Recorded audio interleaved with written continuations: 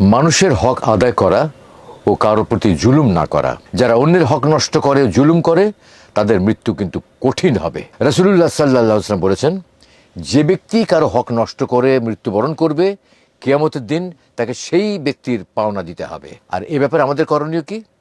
যদি কারো ঋণ বা হক বাকি থাকে, তা পরিশোধ করতে হবে। কারো প্রতি অন্যায় বা অবিচার করা যাবে না। মানুষের সঙ্গে ভালো ব্যবহার করা এবং দয়া প্রদর্শন করা। মৃত্যুর প্রস্তুতি নেওয়া ও সর্বদা আল্লাহকে স্মরণ করা। যারা বেশি বেশি মৃত্যুকে স্মরণ করে, তাদের জন্য মৃত্যু সহজ হয়ে যায়। রাসূলুল্লাহ সাল্লাল্লাহু আলাইহি ওয়াসাল্লাম বলেছেন, যে ব্যক্তি বেশি বেশি মৃত্যুকে স্মরণ করবে, তার জন্য মৃত্যু সহজ করে দেওয়া হবে। আমাদের করণীয় হলো প্রতিদিন মৃত্যুর কথা চিন্তা করা এবং এর জন্য প্রস্তুতি নেওয়া, কাফন দাফনের শিক্ষা নেওয়া ও জানাজা নামাজ পড়ার অভ্যেস গঠন করা, নিজেকে জবাবদিহিতার মধ্যে রাখা এবং সৎ জীবনযাপন করা।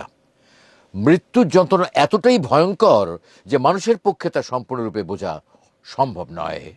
কোরআন ও হাদিসে বারবার এর ভয়াবহতার বিবরণ দেওয়া হয়েছে, যা আমাদেরকে স্মরণ করে দেয় যে এটি সহজ কোনো বিষয় নয়। তবে যারা ঈমানের উপর অবিচল থাকবে, নেক আমল করবে, আল্লাহর আদেশ মেনে চলবে এবং গোনাহ থেকে দূরে থাকবে, তাদের জন্য মৃত্যুর যন্ত্রণা সহজ হয়ে যাবে। মৃত্যুর আগের প্রস্তুতি ও আল্লাহর দিকে প্রত্যাবর্তনই একমাত্র পথ, যা আমাদের জন্য এই যাত্রাকে মঙ্গলময় করতে পারে।